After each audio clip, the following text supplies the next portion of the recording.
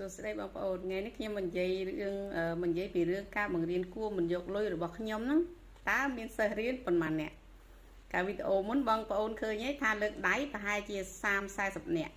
ដល់ពេលខ្ញុំហៅមកកត់ឈ្មោះបាន12នាក់ដល់ពេលថ្ងៃចូលរៀនបាន4នាក់ពេលស្អែកឡើងជួបសិស្សម្នាក់ផ្សេងទៀតឲ្យគាត់អានអក្ស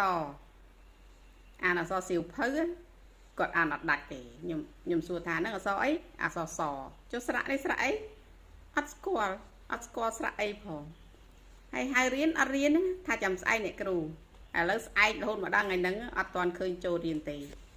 តាំងពីថាស្អែកមកបាត់រហូតអត់ទាន់ឃើញទេចាំមើលខ្ញុំនឹងតាមរកដល់ឃើញតា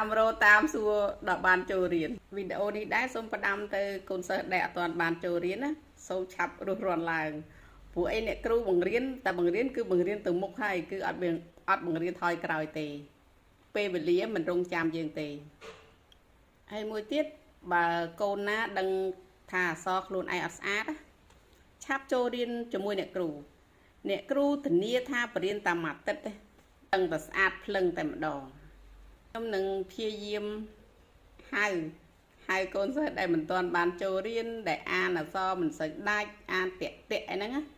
ខ្ញុំនឹងព្យាយាមហៅមករៀនឲ្យបានច្រើនជាងមុនអរគុណច្រើន